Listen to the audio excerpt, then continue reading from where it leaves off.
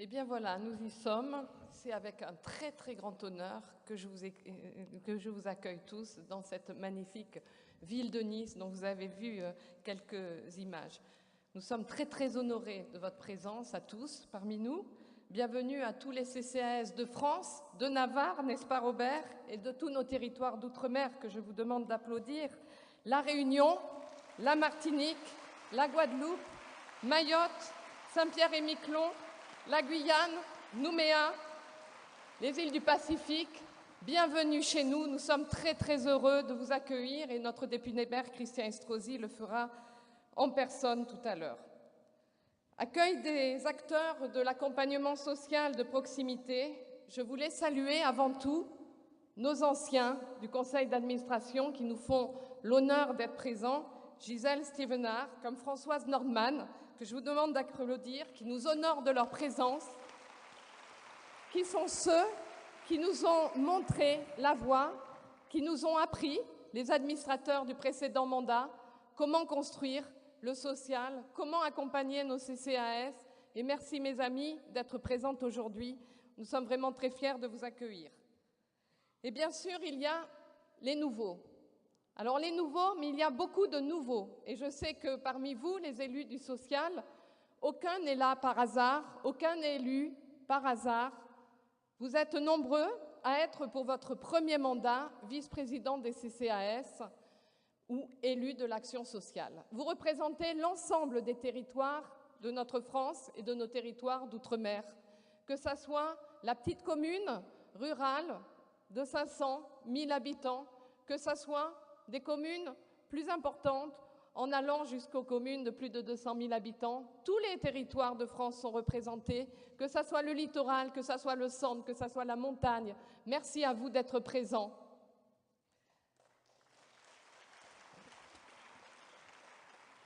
Ce congrès, c'est le vôtre.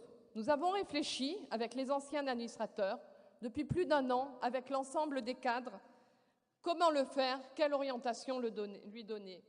Et puis bien évidemment, on se disait qu'il y aurait un certain nombre de nouveaux élus et que la première mission de l'UNCAS, c'était que ça soit un congrès adapté pour votre nouvelle mission, que vous découvriez exactement toutes les ressources dont vous aurez besoin, que vous découvriez ce qu'est l'UNCAS, ce qu'est une UD, ce que c'est un CCAS, ce que c'est un CIAS et comment travailler tous ensemble. Et donc, c'était ce congrès pour vous permettre d'échanger, d'apprendre, de valoriser et de renforcer nos actions. 3 messages essentiels par les temps qui courent. D'abord, ce programme il a été très réfléchi et vous y trouverez des réflexions sur l'intercommunalité, sur la ruralité, sur la réforme territoriale, bien évidemment. Et ce sera l'occasion pour les uns et les autres de trouver le positionnement qui est absolument indispensable à réfléchir, à poser, à organiser.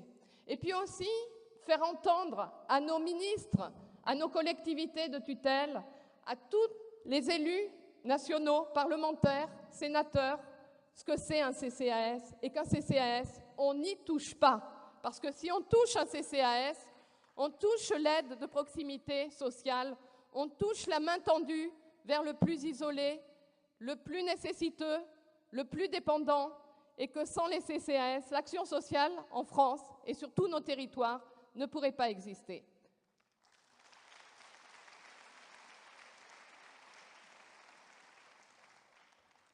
C'est l'occasion aussi de dire à nos partenaires, que ce soit Pôle emploi, que ce soit la CAF, que ce soit bien évidemment les conseils généraux, nous ne sommes pas en compétition, nous sommes vos partenaires, nous sommes vos bras armés de l'action sociale de proximité. Tenez compte de ce qu'on vous dit, travaillez avec nous, faites-nous confiance et nous saurons relever les défis de demain.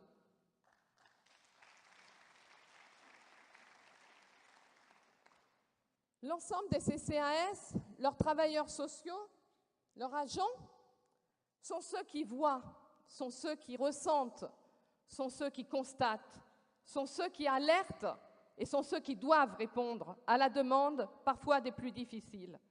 Donc, tenez compte de nos avis, interrogez-nous, associez-nous à vos réflexions au plus haut niveau. Ne nous réunissez pas pour nous faire part de plans et d'actions déjà préétablis. Demandez-nous comment il faut faire et vous verrez que nous relèverons le défi tous ensemble. Les CCAS sont les bras armés de l'accompagnement social de tous ces publics et nous voulons être à vos côtés et nous souhaitons partager toutes vos réflexions pour aller demain. Bien évidemment, c'est encore bien au-delà et nous savons le démontrer dans les territoires. C'est travailler tous ensemble. Et là aussi, il y aura des réflexions, des échanges, parce que certains CCAS sont déjà évolués en CIAS. Certains savent faire ces partenariats d'échange.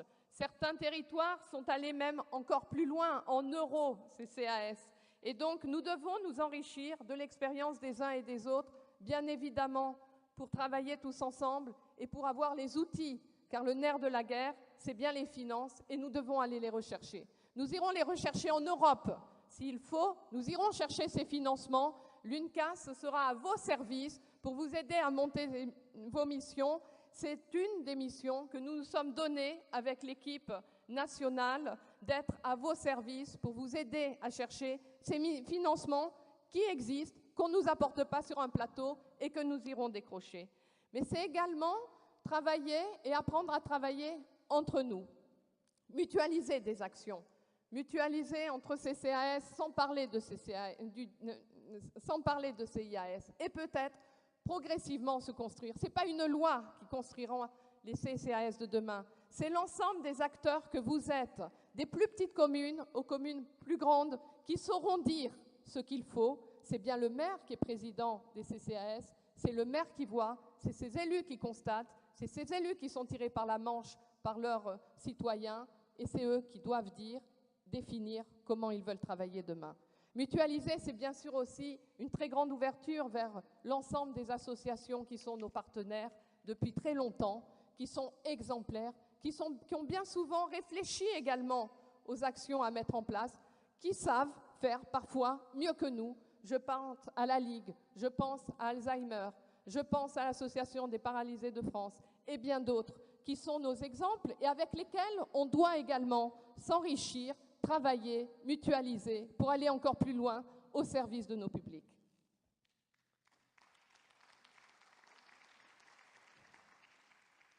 Mais le CCAS, c'est aussi un alerteur. Et quel alerteur? C'est celui qui va voir la famille qui n'a pas de quoi manger. C'est celui qui va voir le senior totalement isolé qui ne sait pas se soigner. C'est celui qui va voir le chef de famille qui a perdu son emploi.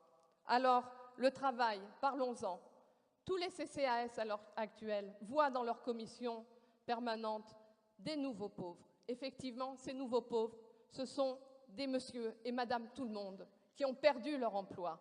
Et là, je voudrais vraiment crier au nom de vous tous, une sonnette d'alarme auprès de notre gouvernement, de nos décideurs, de nos ministres, de notre Premier ministre.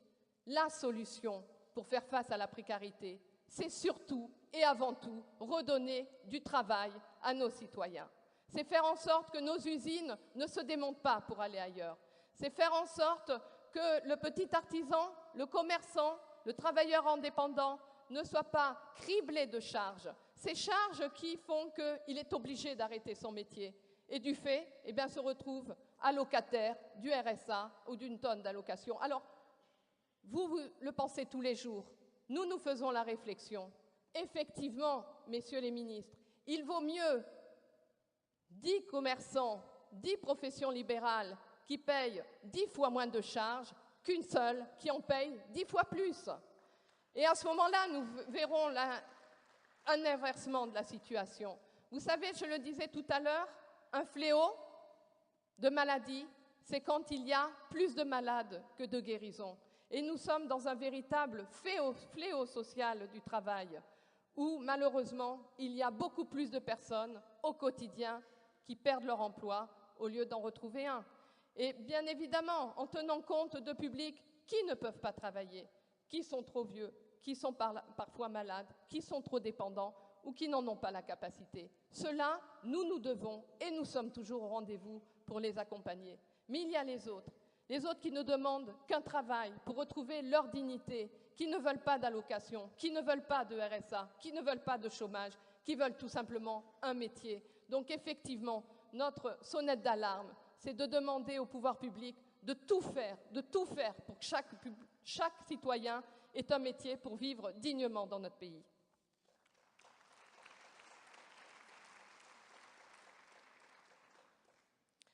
Les CCAS, c'est également l'accompagnement de la dépendance. À l'heure où on parle de ces lois, je crois qu'il ne faut pas tout refaire. Il ne faut pas refaire le monde.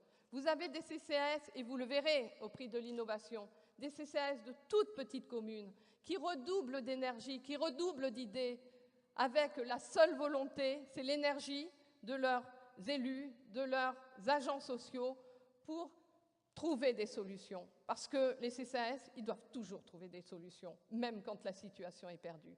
Et vous allez voir que parfois, c'est avec peu de moyens. Donc, l'importance, c'est qu'on nous écoute. Arrêtez de faire des états généraux de la dépendance, du monde du handicap, de la maladie mentale, de l'accès aux soins, en nous redemandant chaque fois quelle est la solution, comme si tout ce qui existait avant ne comptait pas. Construisez plutôt, demandez-nous notre avis, regardez comment on a fait, regardez les solutions. On peut analyser les problématiques, on peut analyser les inconvénients et on peut aller bien plus loin quand on trouve les solutions, les moyens et parfois tout simplement une adaptation de ce qui existe. On sait faire, faites-nous confiance, entendez-nous. Et pour ce qui est de la dépendance, quand on sait que nos CCAS regroupent 450 EHPAD, des foyers logements, quand on sait qu'on a plus de 30 000 agents qui travaillent au chevet de nos personnes les plus dépendantes et les plus âgées, oui, nous pouvons prétendre, la tête haute, que nous savons comment faire. Que nous savons que bien souvent, c'est un peu de réconfort, c'est bien sûr l'accès aux soins, c'est bien sûr l'accompagnement à la santé, mais la santé ne va pas sans le social et le social ne va pas sans la santé. On peut trouver tous les remèdes du monde pour accompagner une personne dépendante au fond de son lit. Si elle n'a pas la main tendue, si elle n'a pas le sourire qu'il faut, si elle n'a pas l'aide tout simplement pour faire face à la dépendance, eh bien cette dame ou ce monsieur meurra tout simplement. Donc, entendez-nous, ne cherchez pas des solutions protocolaires. Il faut les adapter en fonction de chacun de nos territoires. Et si vous tenez compte de nos avis, eh bien vous verrez, on ira bien plus loin. C'est également la prise en compte du handicap. On ne peut pas ne pas en parler à cette veille du 1er janvier 2015, où le handicap devra être décliné partout. Alors effectivement, le handicap, il l'est déjà, il le sera encore plus demain, un fond d'écran de notre réflexion de prise en compte du handicap. Et là aussi, ce n'est pas des beaux mots écrits sur une feuille de papier ou sur une loi, c'est une adaptation au quotidien. C'est une prise en compte dans le travail, c'est une prise en compte dans nos emplois, c'est une prise en compte de nos agents parfois. C'est une adaptation de nos publics. C'est bien sûr un accompagnement à la dépendance, mais c'est aussi peut-être tout simplement une adaptation quand on parle de langage des signes, quand on parle d'adaptation à quelqu'un qui est malentendant ou malvoyant. C'est tout ça le handicap. Et ça aussi, faites-nous confiance, on peut vous en parler. Donc nous serons au rendez-vous. Enfin, je ne veux pas être trop longue parce qu'il y a certainement peut-être des questions dans cette salle et puis un débat qui va être entamé avec de nouveaux sujets qui vont être abordés. Vous avez vu que dans ce congrès, on a voulu s'adapter et faire en sorte que chacun y retrouve ses questionnements. On a voulu aussi innover. L'innovation, c'est peut-être l'adaptation technologique, informatique. On a croisé dans ces stands très, très beaux et très bien organisés une multitude de stands adaptés à l'adaptation de logiciels. Effectivement, demain, ça sera certainement une adaptation à prendre en compte. Il faudra nous donner les moyens pour fonctionner. Mais vous verrez qu'avec les moyens qu'on nous donnera, on fonctionnera mieux.